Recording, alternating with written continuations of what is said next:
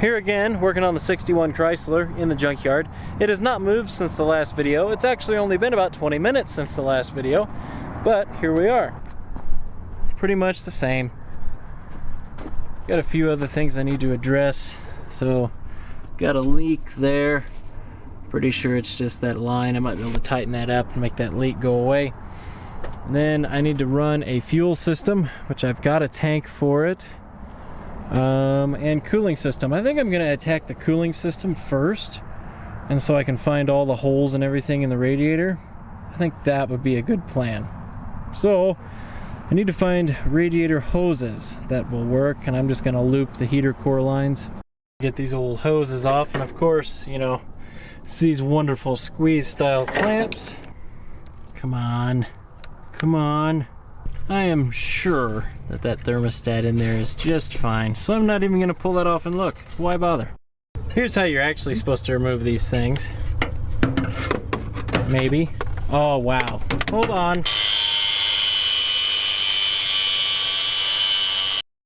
I win.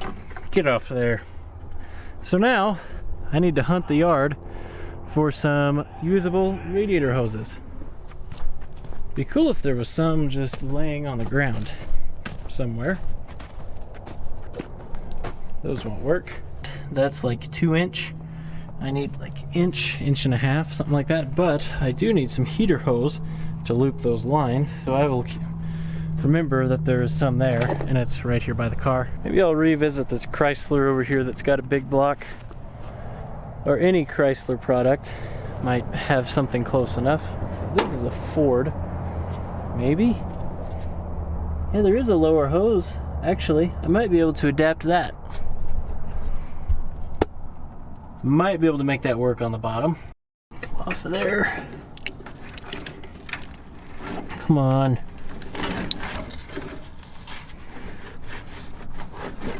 Got it. I found an upper. It's already been shortened a little bit, but I think I might be able to make that work. Okay, back to the car. You know, it's kind of hot here right now. I'm working up a sweat doing this. I got the oh. Dang it. Forgot the other hose I just pulled off. Let me go back over there and get it. You can hear Dalton over there working on the wagon. I think, though, if I cut, now this is the upper hose off that other Chrysler. I think if I cut it off, like right in there, I think that'll get me where I need to go.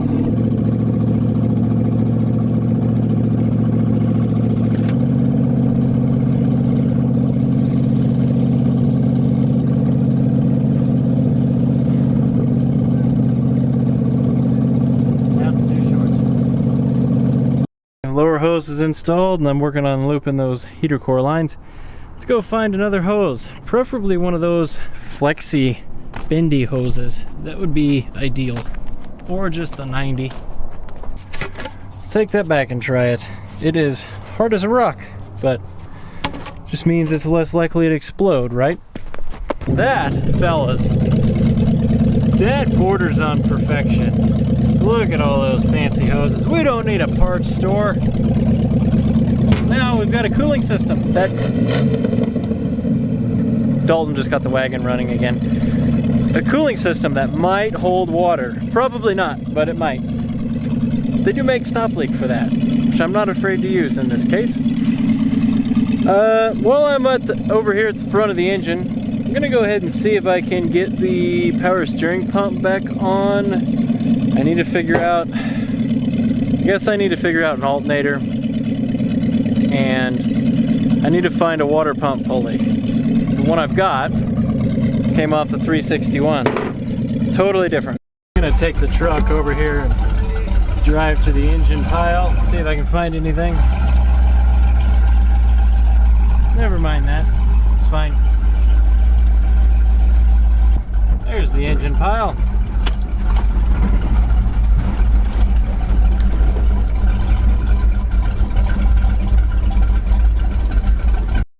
Let's see, that's a 361, no pulley. Here's one.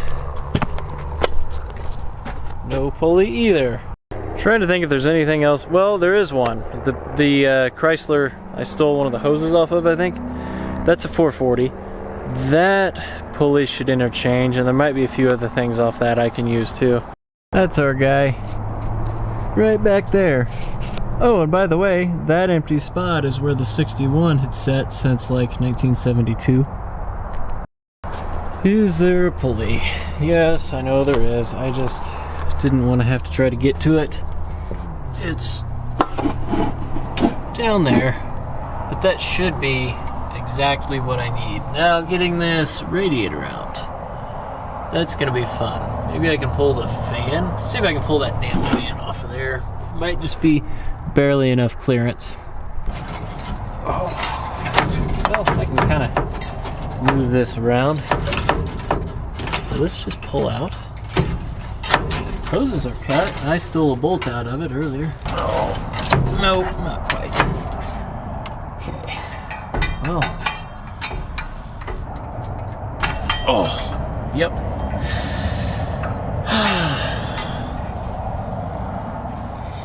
Might actually take this whole fan and everything.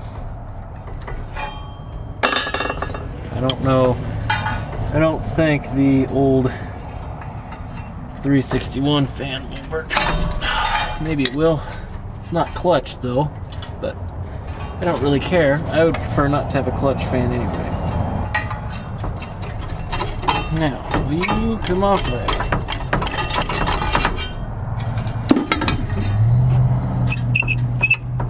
And I got the pulley. Oh, you... See how much bigger diameter the old 361 pulley is compared to the later one off the 440? So, that won't work. Okay, and that lines up with the front pulley. Now, I wonder if that would be amazing if the power steering pump will line up with that pulley as well. So then I can just find a short enough belt to go around the crank, the water pump, and use the power steering pump as the tensioner. Test fit this. This wants to be way back here. So, no, not close. That's gonna take some washers. But I think I can make this pump run off of this pulley down here, and then maybe I can run the alternator and the water pump off of that front one.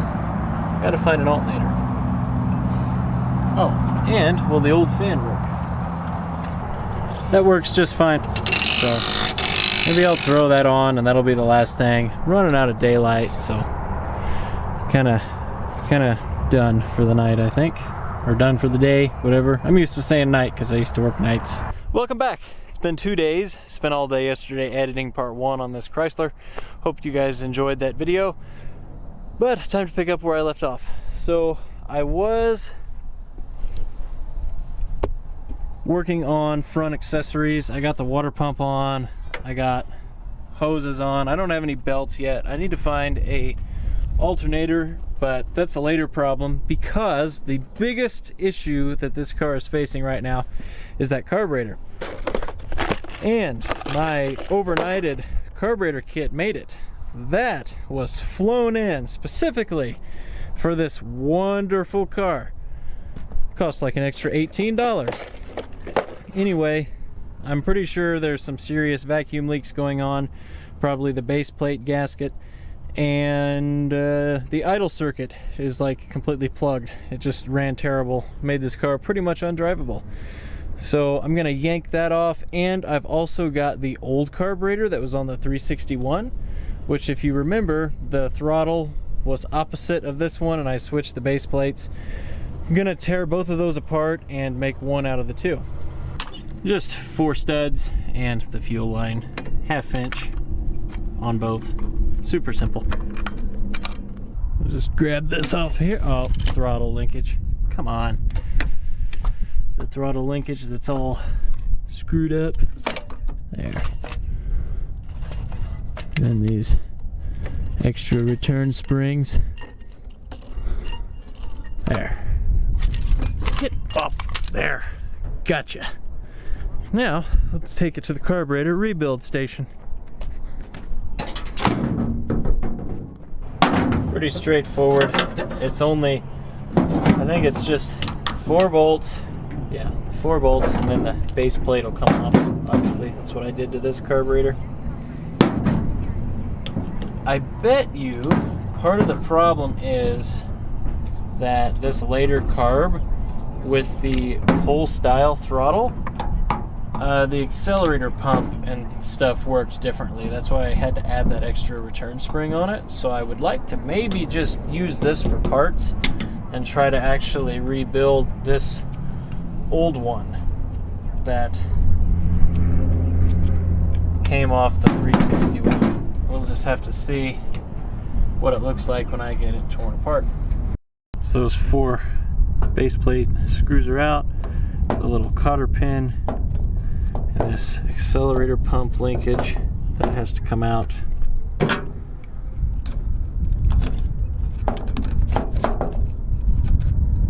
Get out of there. Like that. And then this little accelerator pump arm falls out of here. Then the base plate should remove if you've got the screws all the way out. Separates the base or the throttle plate. There's a lot of play in this arm, a lot of slop. I'm going to try to fix that. Might be able to peen around that shaft, and that might tighten that up too. That could be part of our idling issues. If there's a lot of slop in between that arm and the shaft because the throttle blades aren't closing all the way or something. That escalated really quickly. I've got the whole carburetor kind of blown apart. I've been taking everything apart, cleaning it. Would you be quiet over there? But very, very simple carburetor. I think there's like a total of 8 screws you got to take apart or something. But anyway, just been going through, cleaning everything. Probably ought to make sure this is actually the right kit.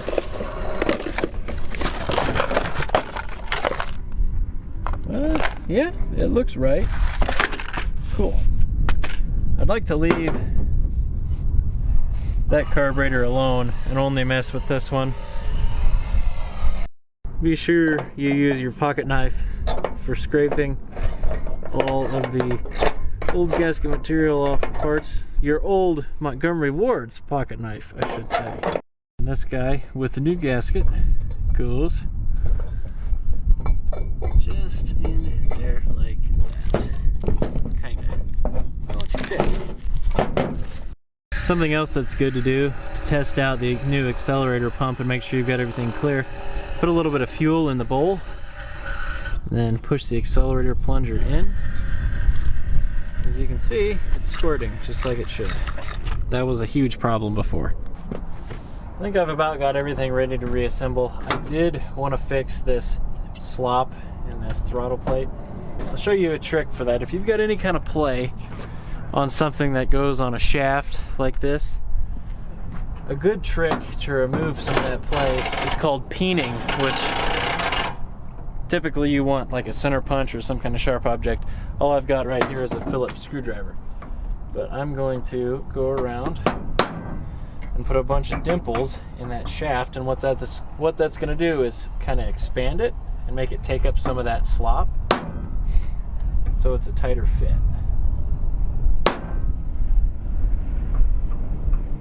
I think that's about as good as I'm going to be able to get it. Not great, but it will work.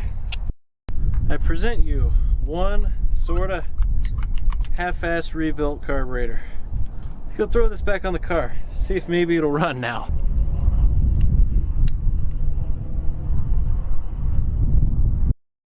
Go ahead and prime the carburetor, see where all it leaks. Damn thing shouldn't leak anywhere. Yeah, leaking a little bit along the top of the float bowl. Brand new.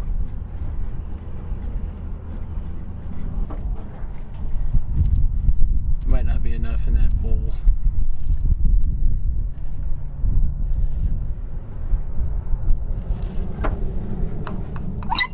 Oh yeah, we have accelerator pump now.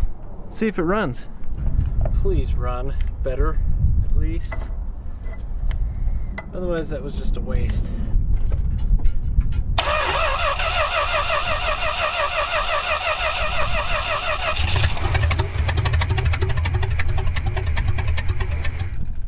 Better.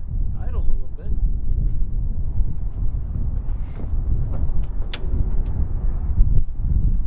Turn that idle up some.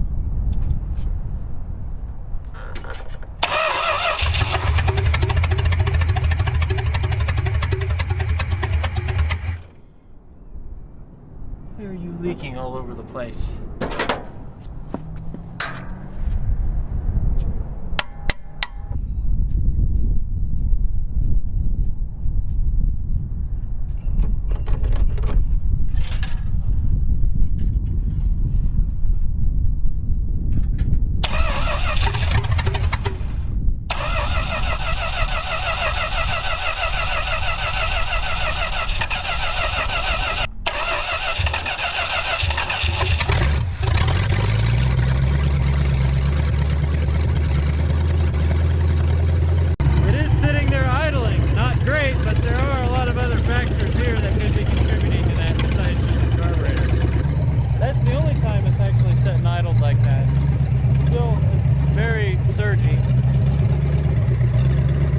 Could be drivable now. See how it restarts. Oh wow.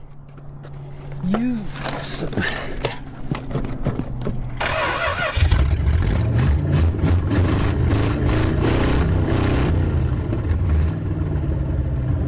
gonna idle down for me? Yeah.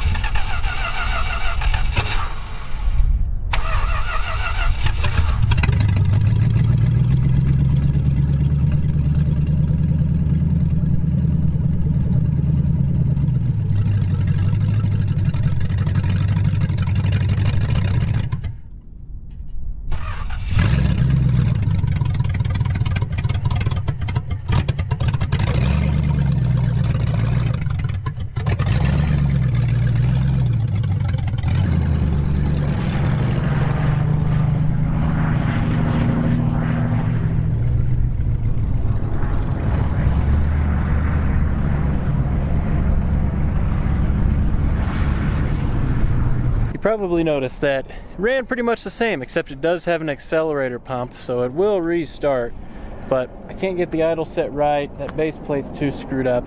I've got a solution for that. This is the solution. This is a 4-barrel down to 2-barrel carburetor adapter. And this is a only slightly screwed 4-barrel Edelbrock. I think I can make this work. Oh well, there's another one over there too. I've got a couple options. I'll be damned if this thing doesn't run. Like, might not have brakes, you know, might not have cooling system, but it's gonna run. I'm not playing around anymore. Kinda got a deadline, and this car needs to be somewhat drivable. Besides, I'm kinda jealous of how well Dalton's wagon runs. You can't have a Ford wagon running better than this wonderful piece of Chrysler automobile. This throttle plate, I mean, look at how much in play, I don't know if you can see that, how much in play there is in that throttle shaft. The rest of the carburetor itself is okay. I will keep it. But I shouldn't have bought that kit. I should have just done this in the first place. I'm gonna have to change the kick down and throttle pedal to the pull style, which that's okay. I'll just go rob it out of that other car that's over there. And out you go. In this kit, you get a plate, a bolt to a 2-barrel manifold. And then, well, actually, I believe it's meant to go this way. So a 4-barrel manifold with a 2-barrel carburetor. They're for racing or something, but you can use them this way. Flip them upside down, bolt them to the top of a 2-barrel manifold, stick your 4-barrel on there. I've done that on a slant 6, actually. It worked quite well.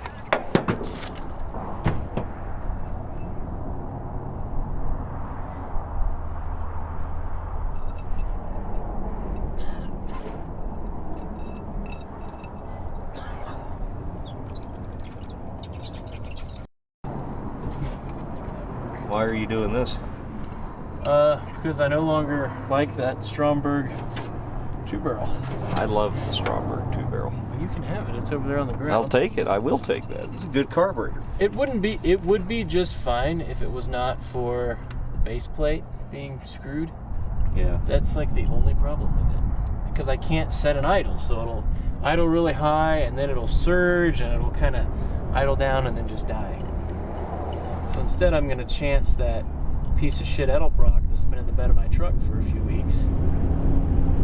Well, it's only been rained and snowed on a bunch. Should be fine.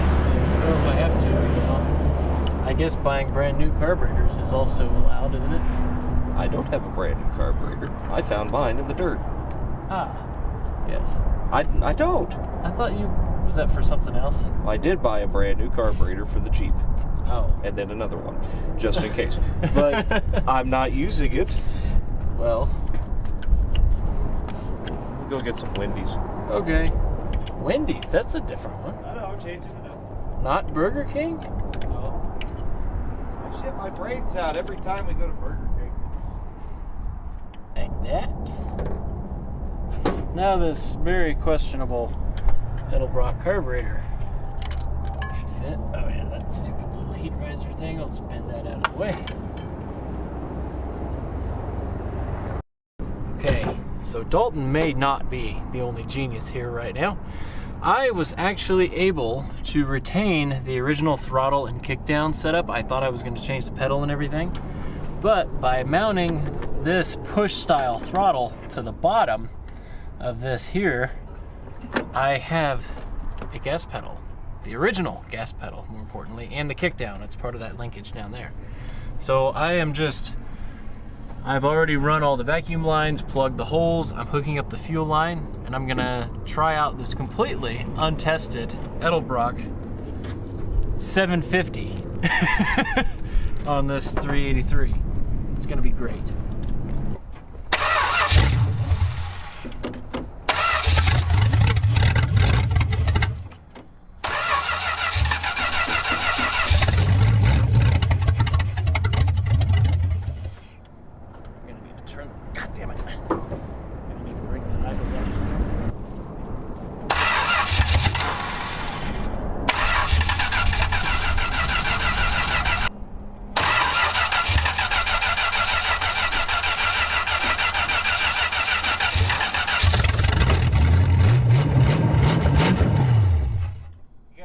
One squirter that kind of works.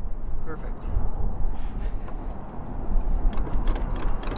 Only marginally better than before.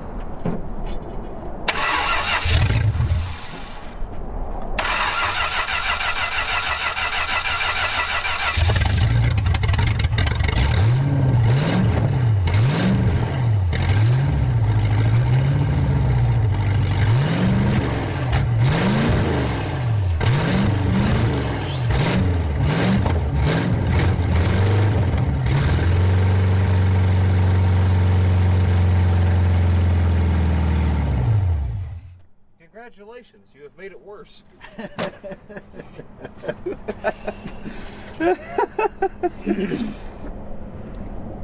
That thing's joke.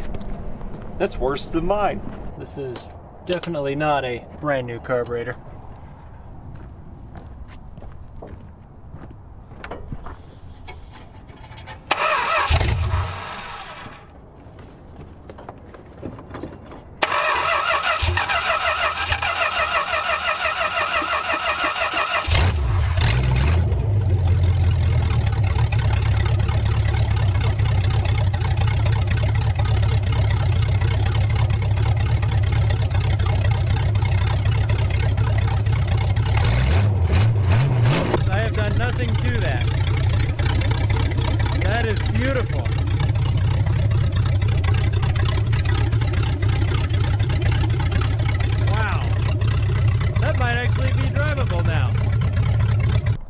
Don't have the water pump or anything hooked up, but I really want to drive it.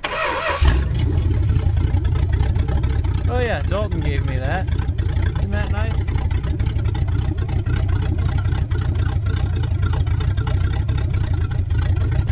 Oh, it runs so much better.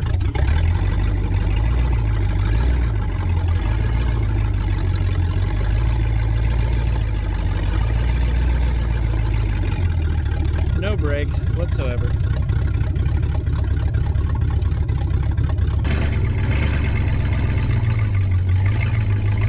I love this shifter.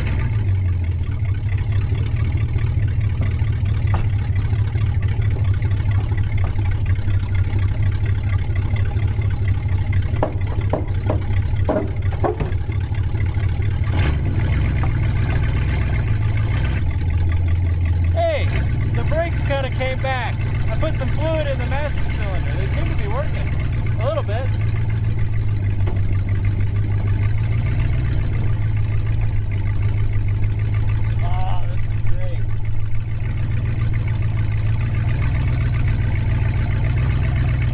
Actually drivable now.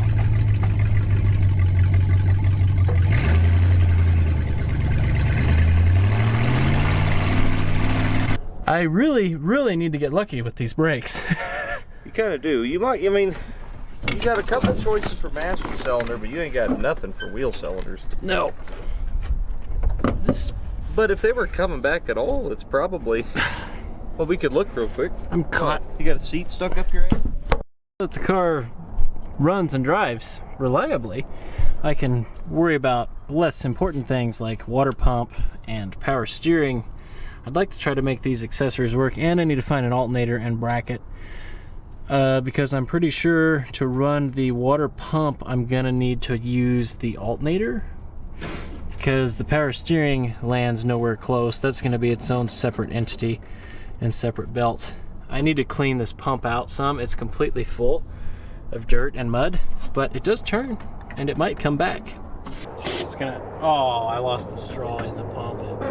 Kind of spray some of that in there to break up some of the mud.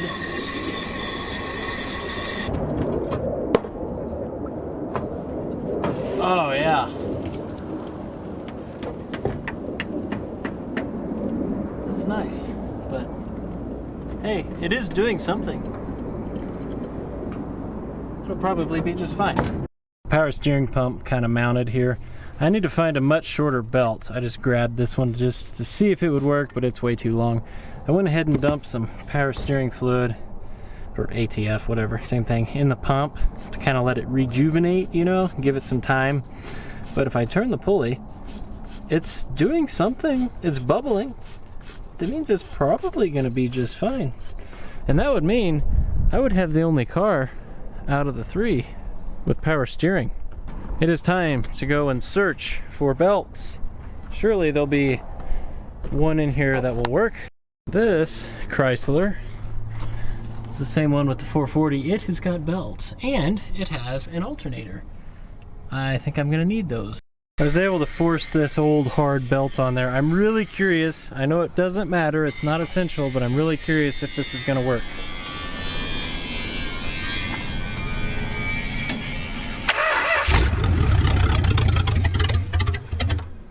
Sucked a bunch of fluid down.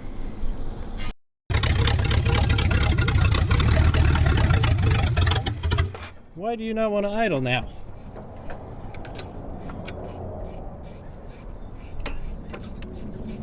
Let's try turning the idle up a little bit.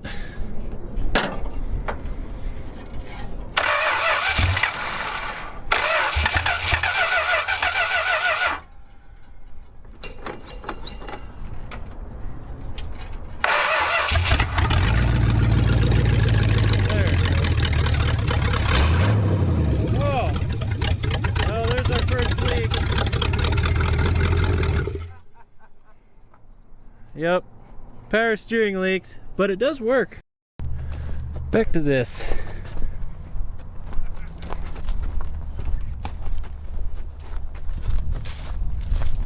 Almost got this off of there. I think I've got another bolt, and then I can pull the alternator off the bracket, And then the bracket bolts down in there. I'm gonna grab it too, see if I can adapt this one or if I'm gonna have to use the other bracket I've got over there. Get this bolt loose. Oh, did I just round that off? No, it's turning.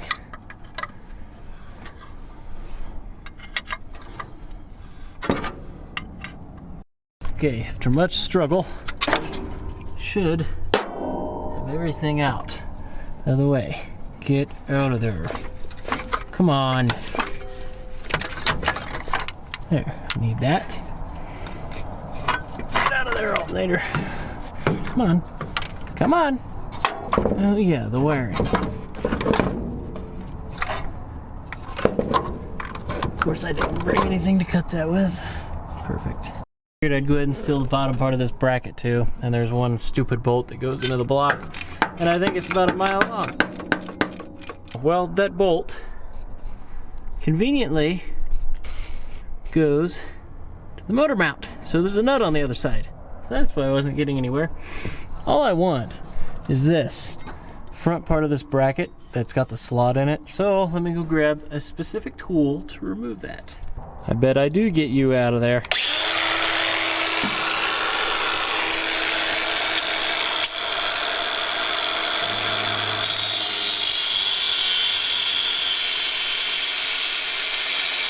Been a little while. Things have escalated quite a bit here. I needed a bolt for this alternator because I'm extending. The alternator should run off one of those pulleys down there, but I need it to run the fan or I need it to run the water pump too. So I had to space it out quite a bit farther. This is what I'm going to use as the slotted side. That should not be a problem. This will go on that bolt there.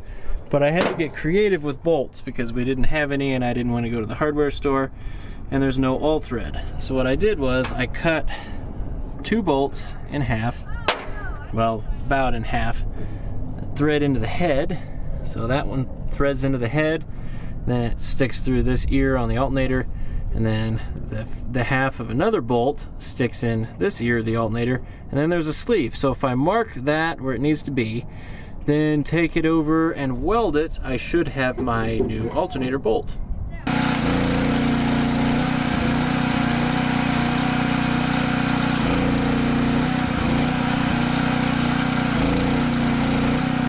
Hopefully this kind of fits because it's no longer removable. Ooh, that bolt is hot. There is 9/16.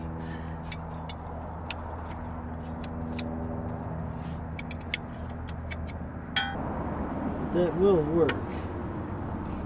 I don't see why that wouldn't work. I just need some spacers and some washers now.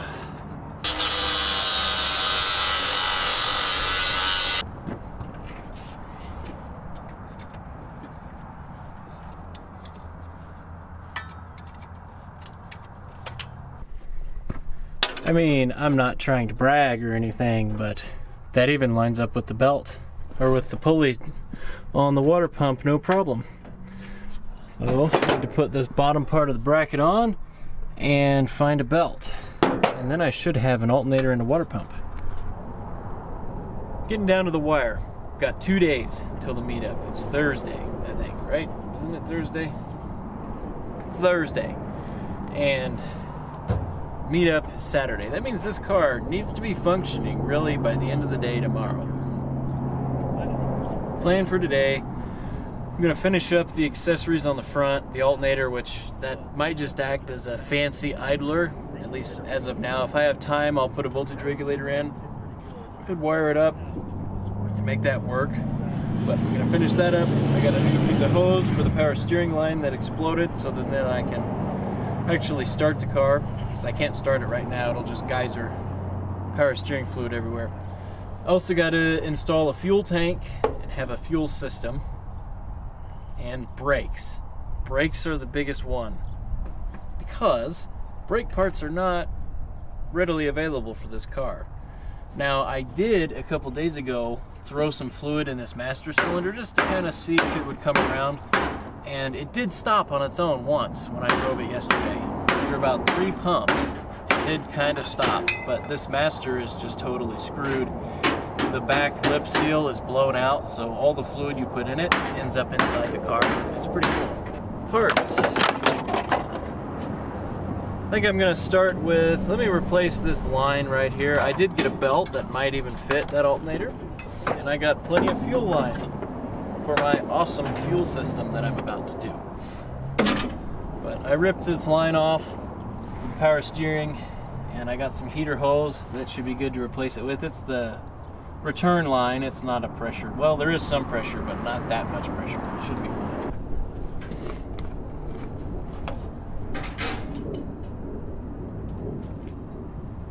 Don't worry, this is power steering fluid, it's just red. Get this old belt out of here. I was trying last night. Walked all over this yard looking for belts last night. Couldn't find one.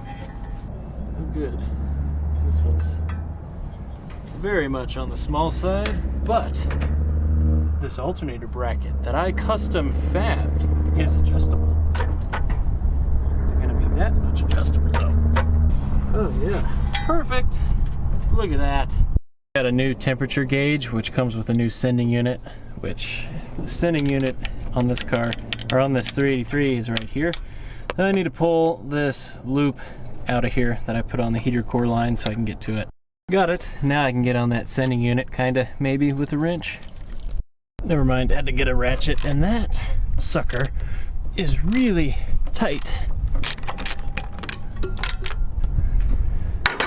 Hopefully I've got an adapter for that. Those look like Dalton's saying they're kind of a weird size. Behold, I give you temperature gauge. Now I just got to figure out where I'm going to mount it inside. I think it's going to go right in here somewhere.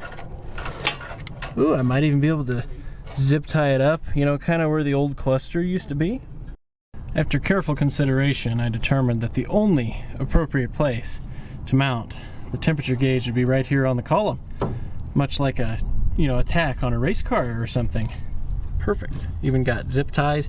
Oh, I don't know if you noticed this too. The column is actually held to the dash with zip ties. So, perfect.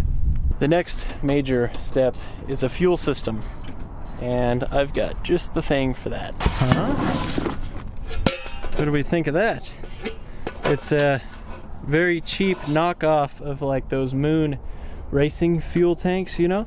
Except this is like 1/10 of the price. I think that's gonna go beautifully in the trunk of that car. Or would it look good right here, like they used to do on the gassers? That started as a joke, but it got pretty serious. I think I actually am gonna put the fuel tank there.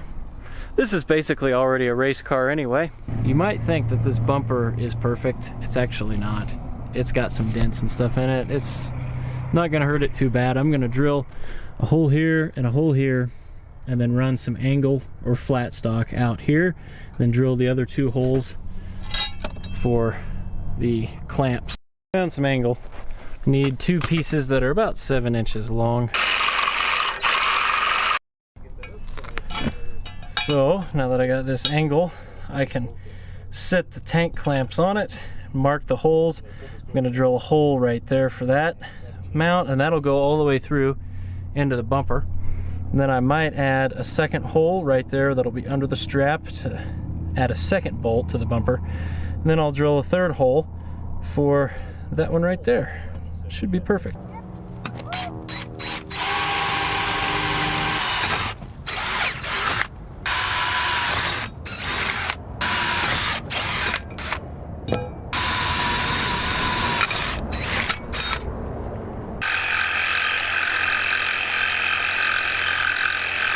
So the plan is these brackets go here like this and like this, and then the clamps will bolt through them. So that should work. I've got the holes marked already, so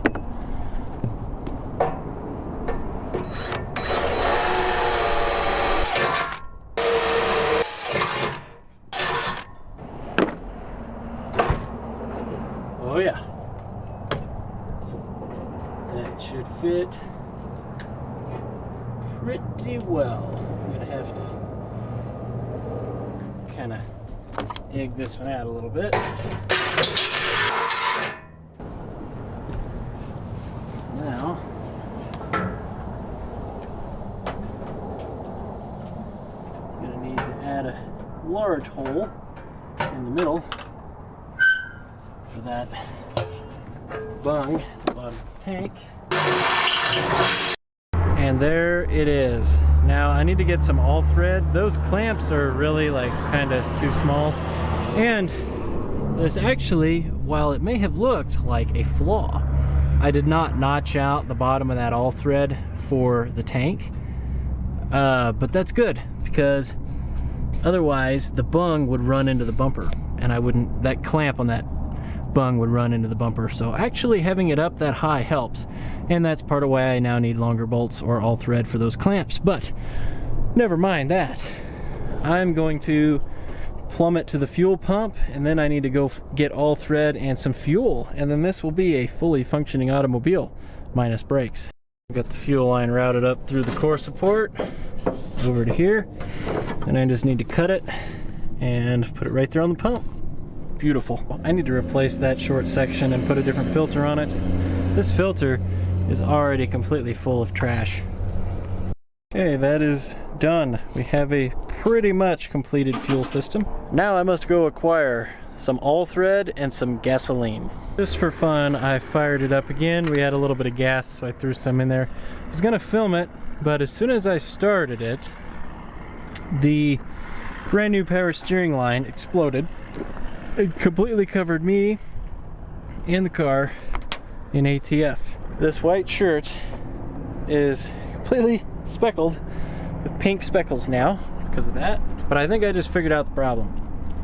So I pulled the line off the pump, and remember there was that little filter in there, and you're probably not gonna be able to see, but that filter is completely clogged now.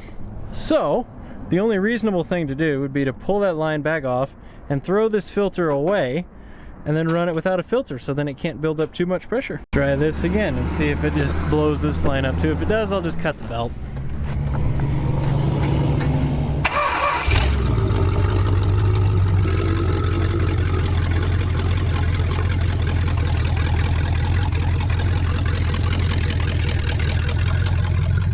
You can hear that pump put a load on the motor.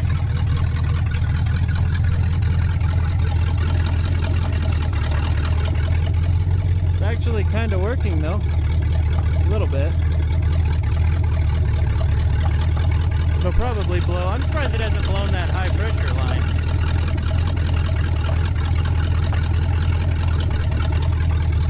If I can work the wheel all the way one way and all the way the other way, it'll kind of get the air out of the system.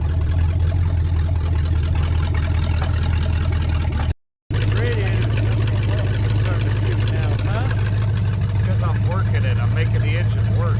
Yeah, it's overflowing and spraying everywhere. Yeah. Now she's getting a little warmer. Is it? Yeah. Oh. Yeah, about 200. I think it just burped an air bubble out though. That's good. Oh yeah, she dropped back down. Oh yeah, dude. Yeah, you're good. She's got to burp it. It's perfect. I've got to attack that master cylinder. This is the part I've been dreading this whole time. Let's go ahead and spray those studs. This master cylinder is no good. The lip seal on it is bad. So I need to get this off of here. Then I need to find another 4-bolt single pot master cylinder for this car. Oh yeah, I probably ought to disconnect the line. Come on, come loose from the line. Oh, it's gonna be stuck. Oh, no. It's starting to move. That would never happen in Missouri.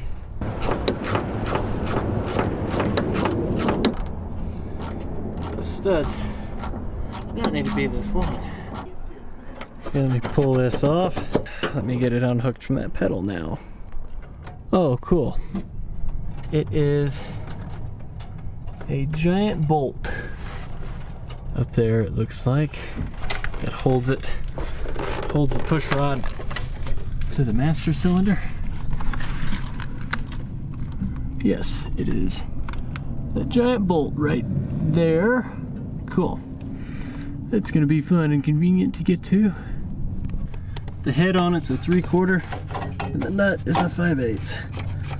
At least with the dash being pretty much gone out of this car, it's easier to get to than it would be. There we go. Get out of the pedal, come on.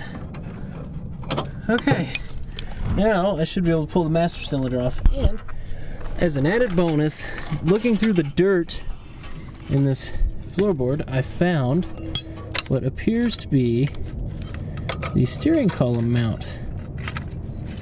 Hey, hey. That means I might get rid of the zip ties and actually mount this up there the correct way, so that then too, the steering wheel doesn't interfere with the dash, because I've got it way up here, up high, like a trucker steering wheel, you know? Boy, that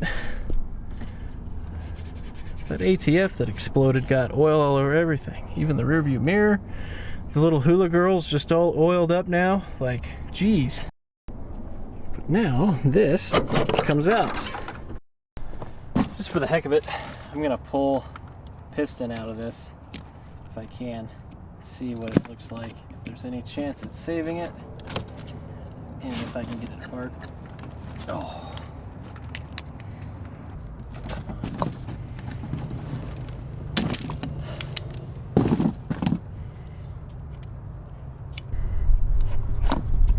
There.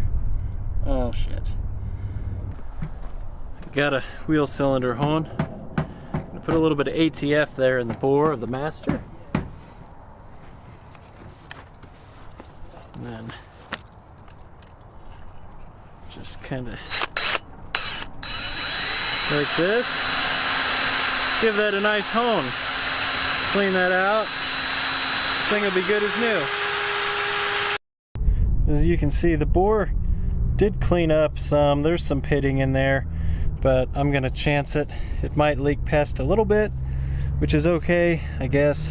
But this is what I got. I'm working with what I got. So I'm gonna try putting it back together, and I'm gonna maybe put some of that motor purr that Dalton used in his. That'll kind of help swell the seals, because they're gonna need to swell a little bit. We'll try that, see if I can get this to work again. Got it all back together. It's you know, it's one piece. I'm gonna try this stuff. Worked great on the master cylinder on that wagon.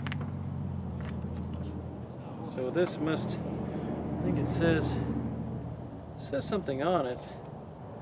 Yeah, it'll stop seal leaks in 20 minutes. It should swell seals, similar to brake fluid, but maybe it'll work a little bit better. I'm gonna gently pump it.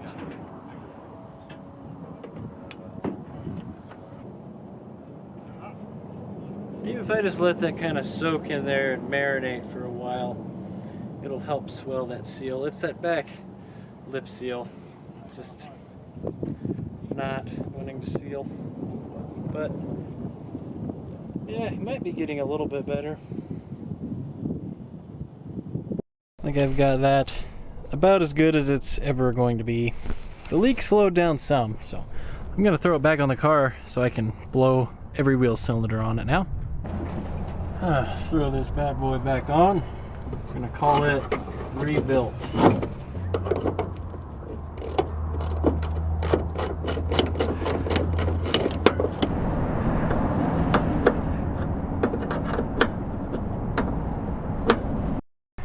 Master cylinder's installed. Let's give it some brake fluid.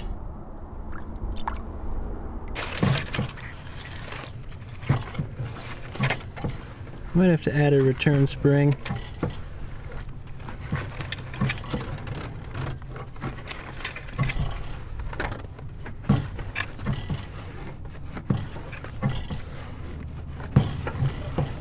Definitely gonna have to add a return spring. Gonna get a little bit of pressure though.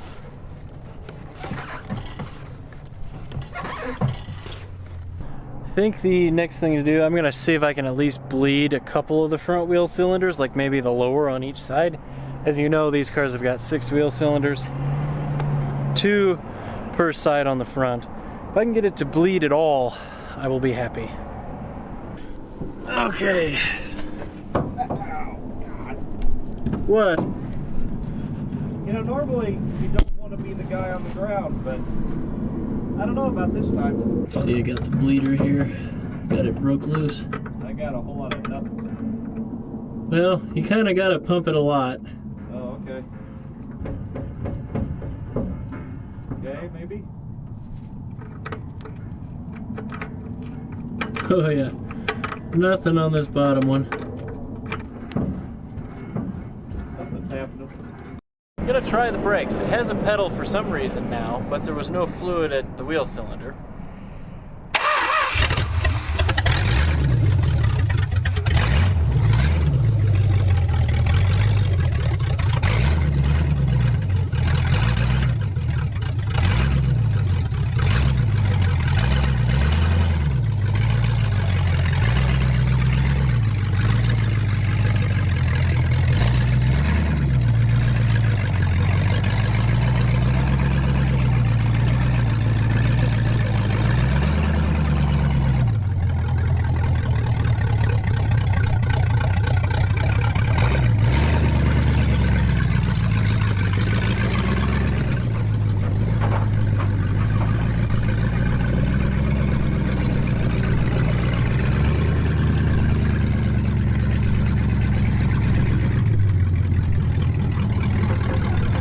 Got something. Stop!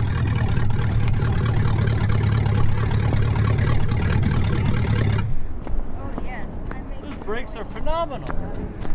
It slowly came to a stop. Well, I was easing into it. I don't want to just pop the wheel cylinder. So that means my car has brakes, It does. which means I'm going to try to use them as little as possible until we leave. Because I've probably got 3, maybe 4 stops left in this system. Cool, so that means now it's on to bucket seats, hood, cleaning. You just need to go shopping now. I need to go shopping, and now I've got the perfect automobile for shopping.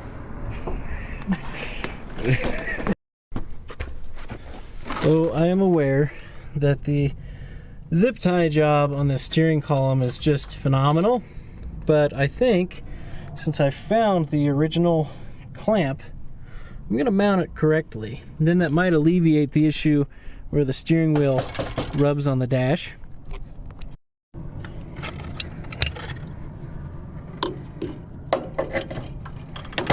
Sure zip tied these a lot. Oh, there's like 20 of them. I was almost certain that that was going to be permanent. Should mount up there somewhere like this. Like that. It was nice of whoever stole the dash out of this, or the cluster, to leave this so that I could find it. Because where in the world would you find a 61 Chrysler steering column clamp?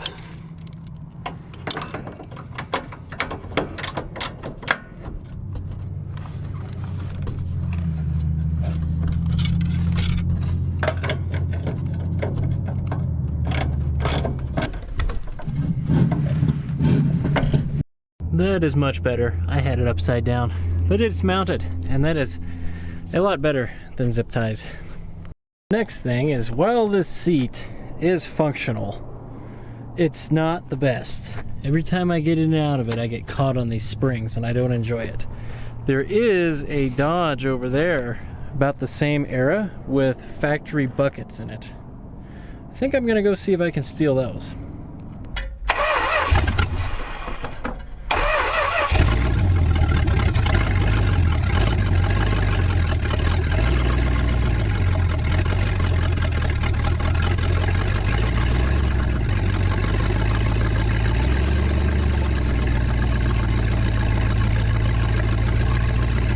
This is what, a Lancer or something? Or no, sorry, a Valiant. It's a Valiant. But it has got factory bucket seats. They are a little rough, you know, but those would be, you know, kind of period correct racing style seats that you would have put in this car. And they can always be reupholstered. And at least there's no springs like poking out like there is on the seat in that. So I think I'm gonna rob those. I might stick some foam and some blankets on them or something just to make it a little bit more comfortable when they're in the car. But they might even bolt in, sorta, kinda, maybe, I don't know. Of course, I left all the tools over there like a dumbass, so let me go back and get them.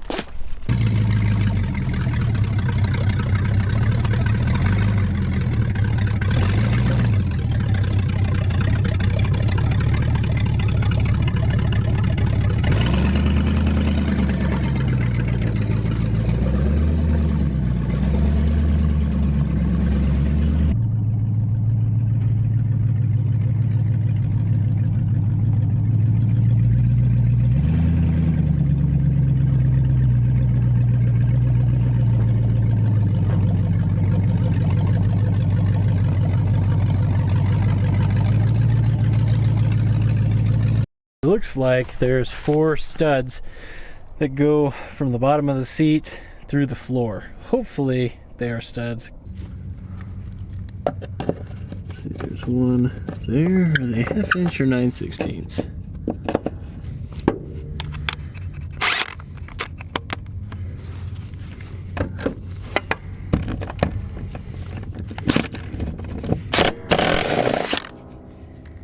Well, that one just broke. That's fine with me. Well, go on there. Oh, yeah, all the undercoating that was done to this car.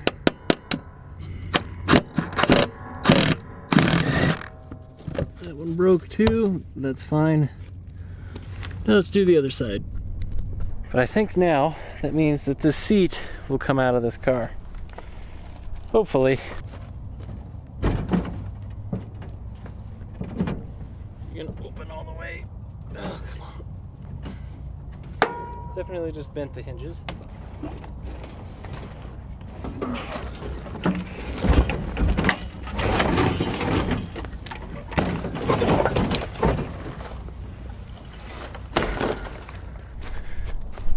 This is what I'm left with. Isn't that nice? That back seat's actually really good. I'm gonna rip that headliner down, stick the back seat in place, and grab some of these moldings in here are for this car. So that's kind of cool. I'm gonna kind of pick through it and keep what appears to belong to this. Like there, that's the push button molding. Everything else though can go. Like that might be an original speaker, but that's junk. Just climb in this thing. Whew. It is not good in here. Wow. There's like an inch or two of just mud and dirt in here. Wow. This headliner can come the rest of the way down.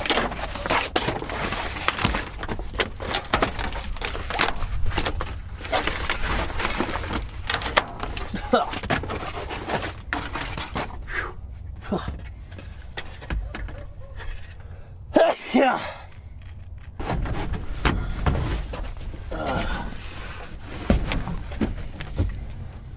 That's the thing with these desert cars. They get really dusty.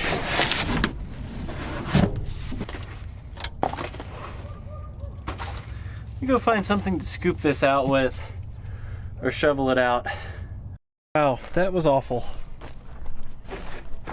It's the amount of dirt. There was a good couple inches of dirt in the bottom of the floor. I found a few little Chrysler things, but nothing that cool. I found part of the original floor mat over there, which is kind of cool.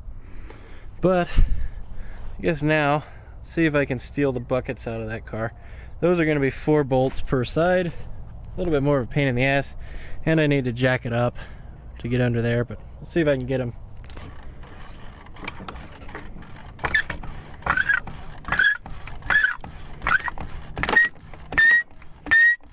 Okay, not sketchy at all.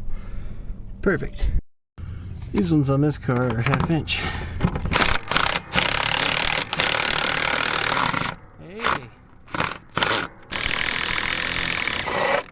Didn't break that one either. 2 more chances to break them off on this seat. Well, I didn't break any of them off over here. Will this come out? Haha. They're just sitting in there right now, but isn't it all starting to make sense and kind of come together? All the awesomeness that is this Chrysler.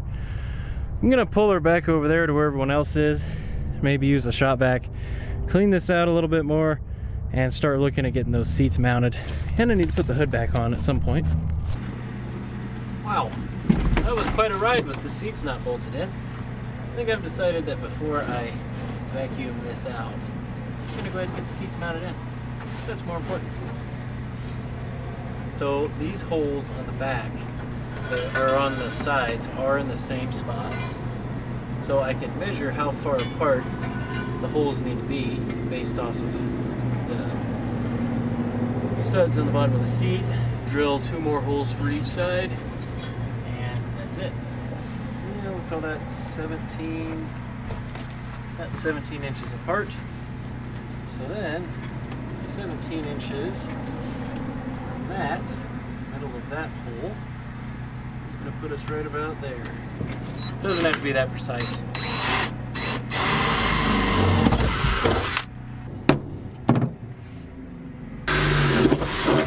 Like that.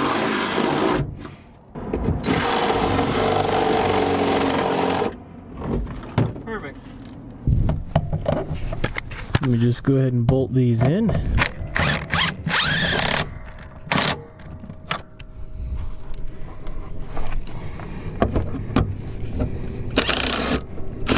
We're pretty much on to cosmetics now. Oh, and the radiator that leaks. But I don't know if any of you noticed, but this door gap is just a little bit off on this car. Just slightly. So I'm going to show you how to maybe help alleviate that problem. So you want to open the door, then have it swung open like this. You want to take your floor jack.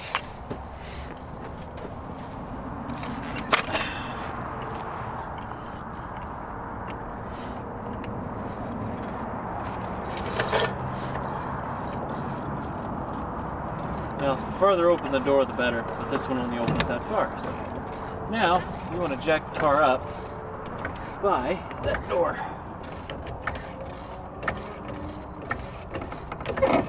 This might help or it might not, and I might need to get a block. Pretty sure I'm just bending the hinges whenever I do that, but it's fine.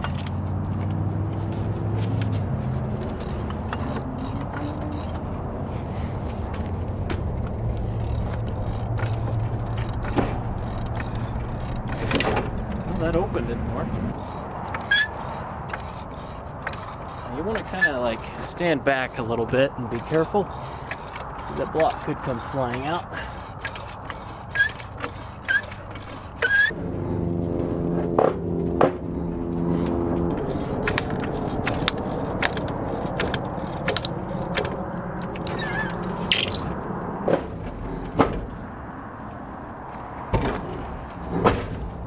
Better. Might be as good as it's gonna get. Definitely not gonna fly open. Now I'm gonna repeat the procedure on the other side. It's the final day. The last day that I have to get this car ready to go. It has got to leave this yard at 10 o'clock tomorrow morning. No later than 10 o'clock tomorrow morning for the meetup. So there's a few little things I need to tackle. I want to put the hood back on it. I want to maybe clean it out some more, get the trunk to actually close. And one of the big ones is a charging system. I've got a new voltage regulator. I want to try to make this old alternator work. Probably the biggest, most critical issue is this radiator. Believe it or not, it does not hold water that well. When the car gets up to temperature, there's just kind of a fog of steam everywhere coming from the fins, so I've got a solution for that. I'm gonna try this stuff, Motor Per Seal Up. Basically it looks like sand. This is just the radiator. I don't have any leaks anywhere. The hoses or the block, it's all the radiator, which I knew it leaked because it was in that 62. And if you remember, I replaced it with the completely wrong radiator.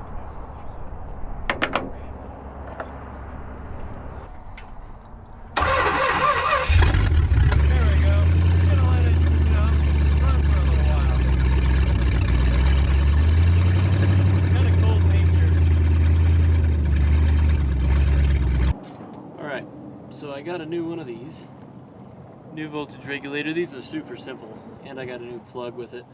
Still readily available, really simple. They were on like every Dodge from the early 70s to the late 80s or something. So this is just a regular standard Chrysler alternator. Just the 2-wire. I might actually even have plugs for it. So to make this work, this green wire runs straight to the green wire on the terminal on the back of the alternator, and then the blue wire gets tied in with key on power, so that's your exciter wire, and it runs to the blue wire on the back of the alternator as well. That's all we need to make this guy work. Find a place to mount this regulator. For the sake of convenience, I'm just going to put it right here. Make sure when you mount these voltage regulators also that they've got a good ground. That is important. So now blue is going to get key on 12 volts, which means I need to run it back up there because this wire going to the coil is not straight 12 volts. That's gone through the ballast resistor, so it's, you know, less than 12 volts. But there's another side on the resistor that I can tie into, another wire that's still straight 12 volts. So I'll run back around to the front, grab that. The blue wire, which also needs to be tied in to the blue side of the regulator.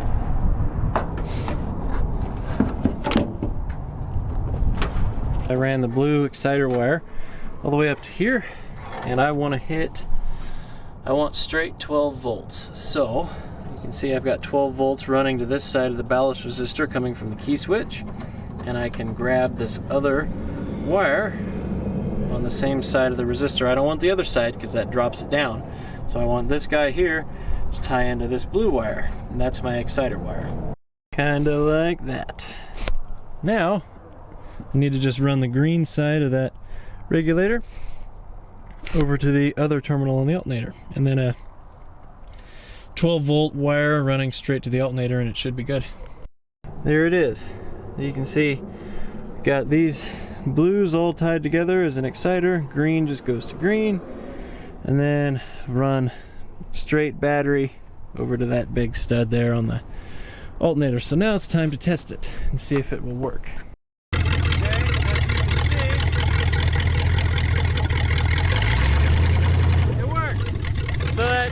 Junkyard alternator that I just pulled off some other random car that sounded horrible is charging. Awesome. Okay, the time has come. The car, I think, is now deserving of its hood again. Let me try to throw that back on there.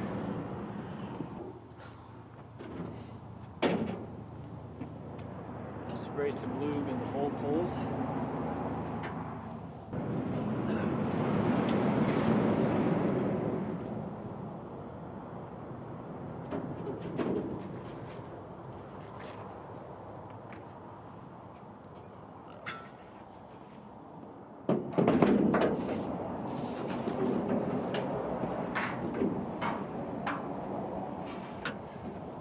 That insulation.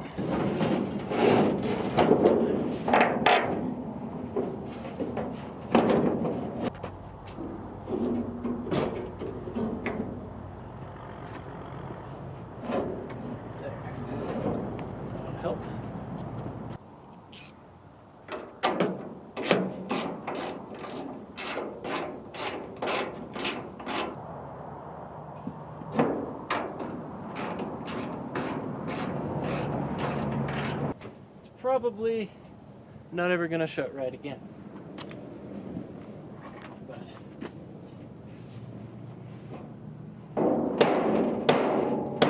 oh well, I'll mess with that more later. I need to find an air cleaner. Alright, well, I'm going for a little junkyard stroll. Need to find something with a 4-barrel air cleaner on it for the 61. Kind of nice. Be done with all the major hard stuff on that car. Now that that's out of the way, I can kind of work on the fun things, you know, like putting the seats in like we did last night, or some of the other stuff that's going to happen to it today that you're going to get a real kick out of. But I think that Chrysler over here with a 440 in it might have had an air cleaner. Somebody liked this Lancer over here, which, I mean, I don't know. It's okay. It's fairly complete, but the front end is just trashed. Slant 6, it'd probably run. I would really kind of like to get one of these Slant 6 cars running. I love Slant 6s. There's this other Lancer here that's actually got, I think, a better front end. Yeah. So you could make one out of the two. That's a 2-barrel. That is not. That is a 2-barrel. So does that mean this? Oh. Well, I guess this is a 383. So I've been stealing parts off this thing the whole time thinking it's a 440. You guys have probably been screaming at me the whole time. Cadillac's got a 4-barrel. And it's got an air cleaner. And it's kind of a low one because that should be good because I don't know how much hood clearance I'm going to have. Got it. Now back over there to the Chrysler. Air cleaner is installed. Look at this baby. It's got a caddy air cleaner. That brings me to the trunk. Does not stay shut. The springs on the trunk door are really good. But I was using some kind of, you know, just regular wire to help hold it shut. But this time, I'm going to use baling wire.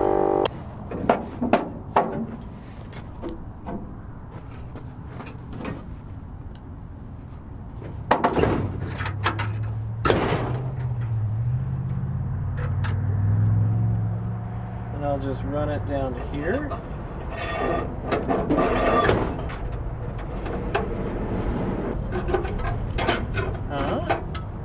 That's basically a trunk latch.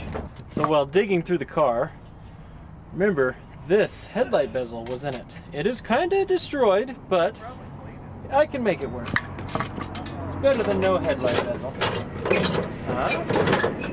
Hey, starting to look like a car now.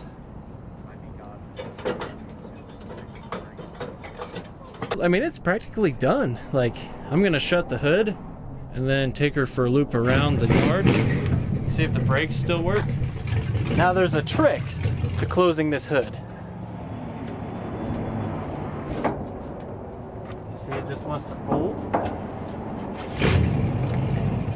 Just gotta do this number.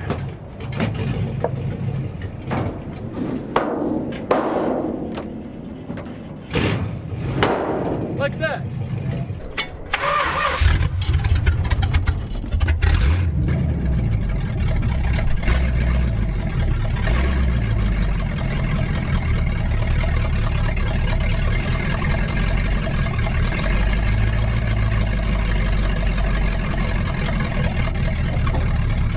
Dude, the brakes still work.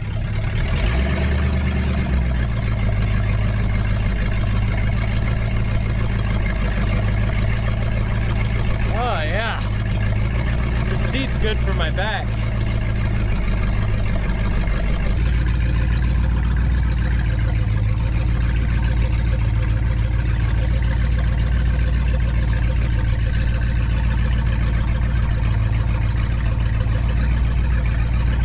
This is kind of nice.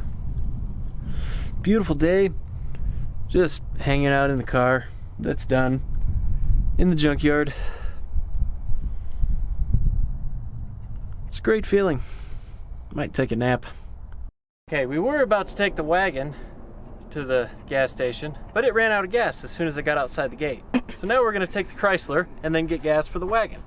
It has to save the day. His Chrysler is just like my wagon, about to leave the junkyard for the first time in over 50 years, under its own power, driving out of here.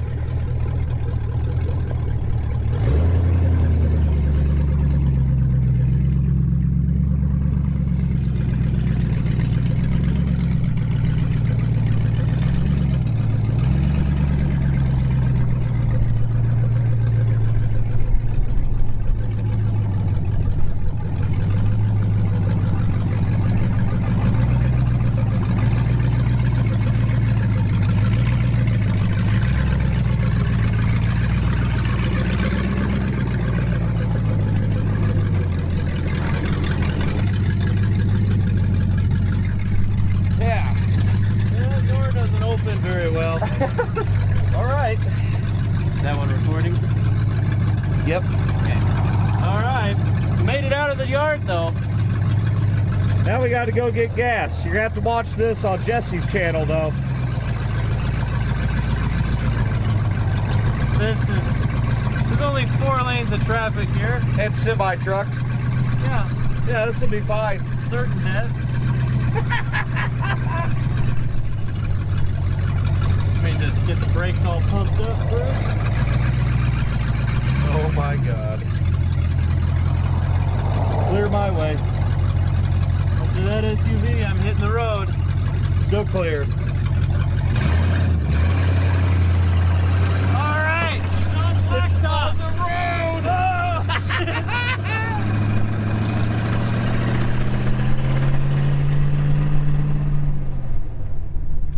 Oh. Oh. Whoa! That left front works real good. Yeah, that's the only one. We are at the gas station. What a road trip. Oh yeah. Look at that guy, he's jealous, you can tell. You want to fill it up? Oh yeah, your tank's on the front. My tank's on the front. From the gas station. Oh, looks like it might have a slight coolant leak. Ah. That's what the stop leak's for, huh? Exactly. Just give it time. Oh, we never pulled this diff. Oh yeah. Is it gonna come out? Oh man. If I could get up here. Thankfully these things are made out of tin cans.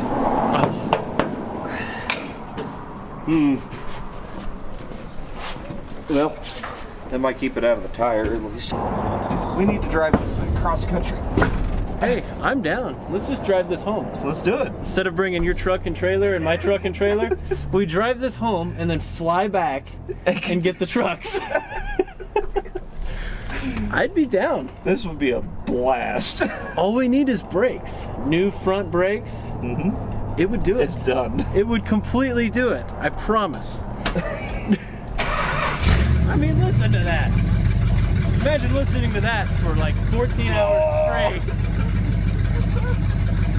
I don't know if I got the door shut all the way. It ain't gonna come open. Look at that guy. Thinks he's got a hot rod. You can see how jealous he is from here. What a loser. Yeah. It's not a piece of Detroit iron like this, baby. Oh my God. Oh. I gotta up my life insurance. It stops. It does stop. Keep creeping. Get out of my way. Oh boy. Get out of my way. Oh boy. Oh! Terrifying. We're going that way. Oh yeah. There's that poor wagon. Guess I'll just leave this right out here. Well, it'll draw in customers. Should I put it back in? I want to get a picture. Outside of the gate. Yep. Take the keys, you know. Don't want anybody running off with it. There. Operation successful. We got fuel for the wagon. So, how do you feel about the fact that it took a Chrysler to get fuel all the way from over there for that wagon? I could have walked over there faster. Since this car is finished, there is one last thing we got to do.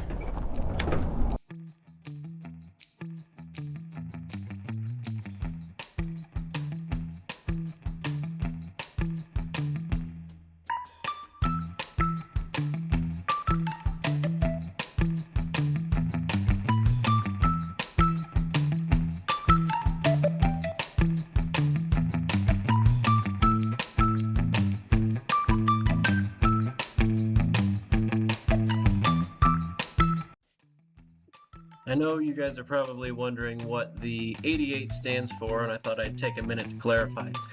There were two 1961 Chryslers that raced in NASCAR in 1961. They were numbers 86 and 87, so I thought why not go with 88, which also happens to be the number on the periodic table for radium, which that was just by chance, and that just happened to work out, and I thought that was cool. Contrary to many of your beliefs, this car is in no way a reference to a video game. I know nothing about video games.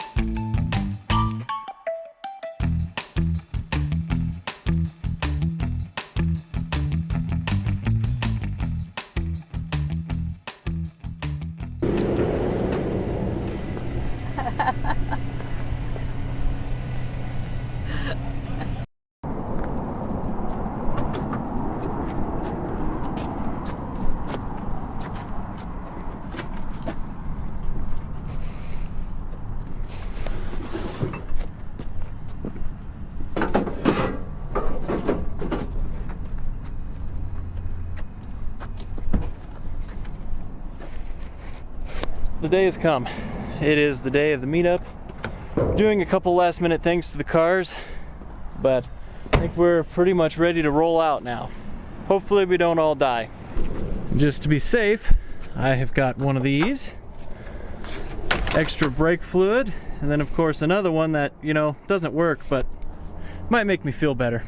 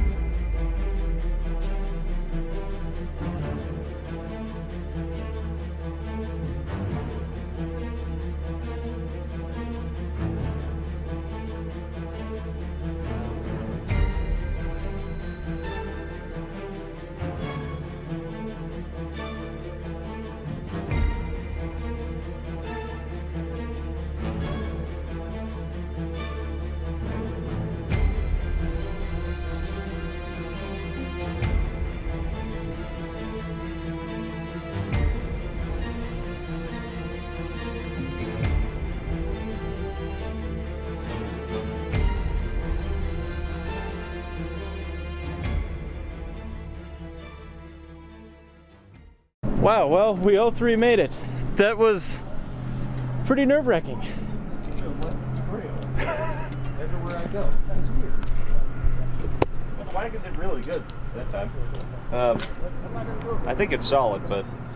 So the Chrysler, I'm impressed. The brakes worked the whole way. The no windshield definitely is not a good thing. But other than that, I don't really have any complaints.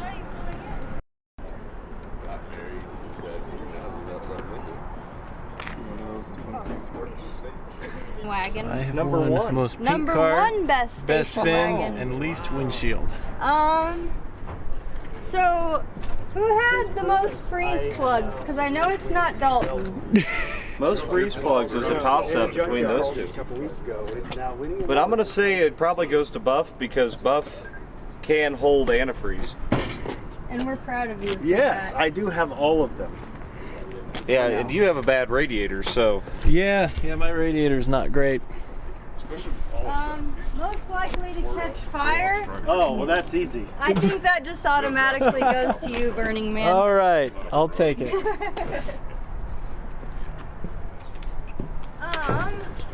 Who was the number one slowest vehicle? Buff only has first gear. Yes. Well, Buff. Yay! Hey, it shifted to second after about 4,000 RPM. That is an iron. Yeah, it is. That is so cool. Who had the best seat? Well, not you. Oh, me, for Should sure. be Dalton. Oh. I have the finest upholstery.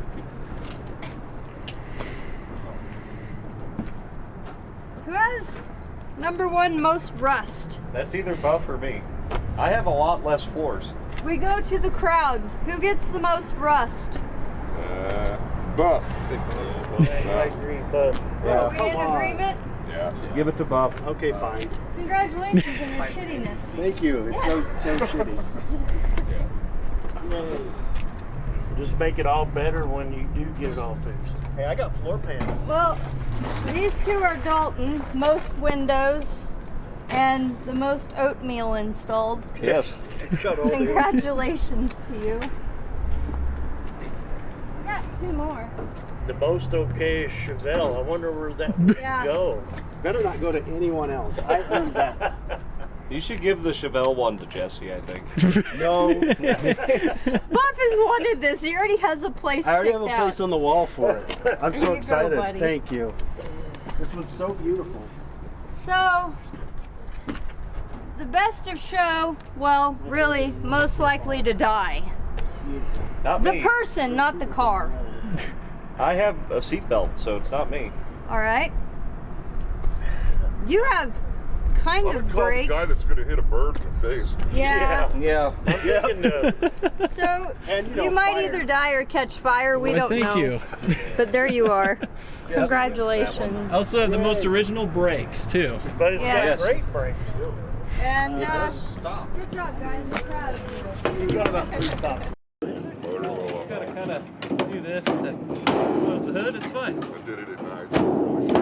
It's mostly closed. It latched. Yeah.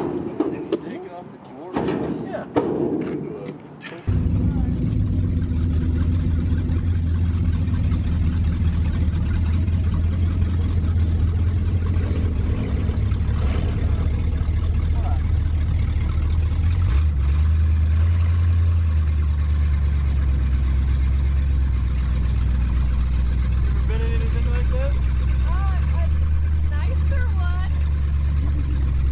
Nicer. My best friend growing up, they had a 57 Chevy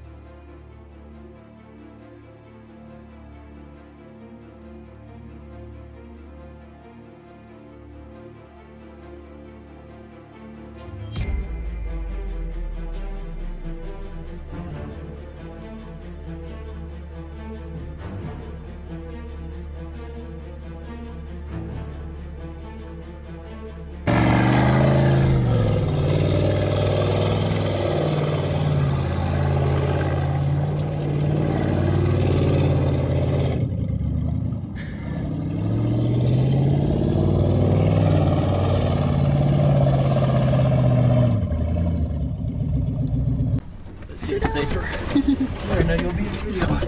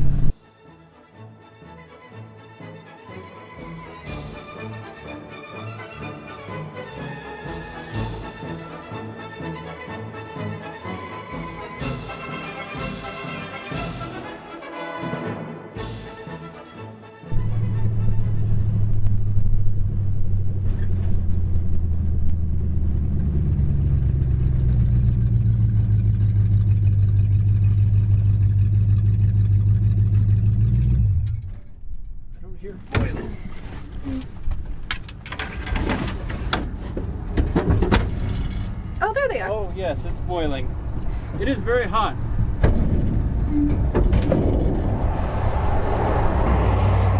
Yeah, it's a little warm. Okay. That moves. So the car got really, really hot, and we pulled over because it's literally boiling the bonder. We're gonna put the doors in it, pull it down a little bit, and see if it gets hot. It might not. We'll see. Wow, it got really, really hot for some reason. The radiator carefully covered with this piece of carpet so I can remove the cap, maybe.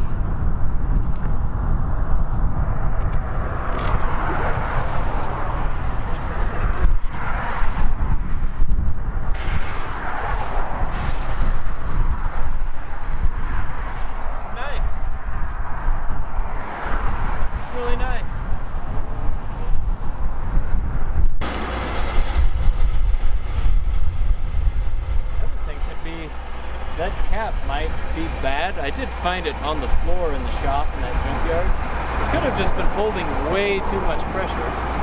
Because that is a lot, unless it's got a blown head gasket. That could be another reason.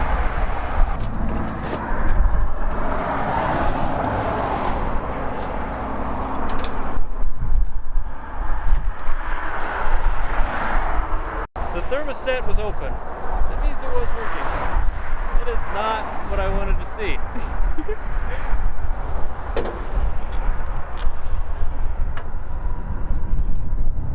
Unless the water pump failed, maybe the water pump failed.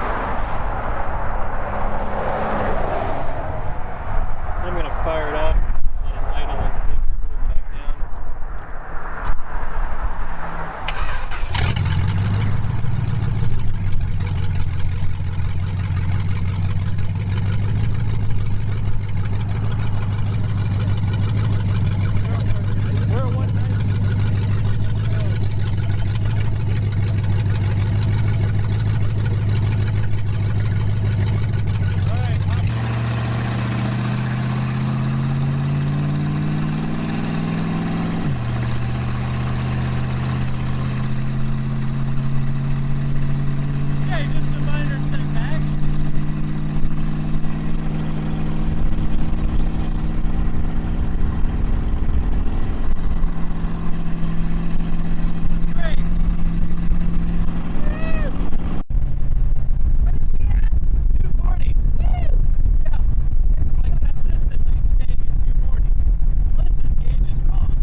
It's at 260, so I'm gonna add water.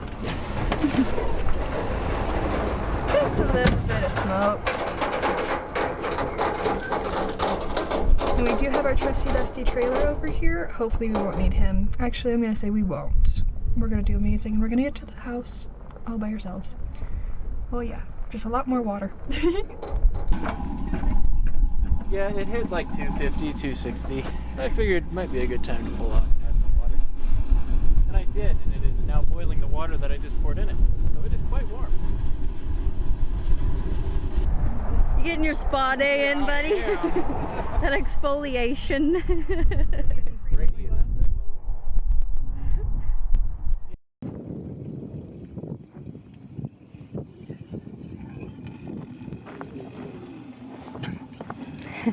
Why are you stepping back all nervous like, buddy? Last time I did that, it geysered it out. It yells at it every time he does it. Yeah. I think there might have been more to why that car that had that 383 in it was parked than just the transmission. The transmission might have died just from sitting there. It could have been parked because of blown head gaskets.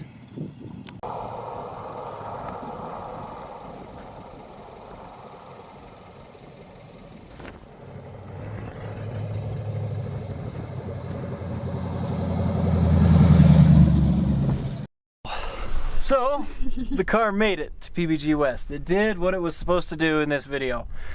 We're at a balmy 230 degrees, but it did it.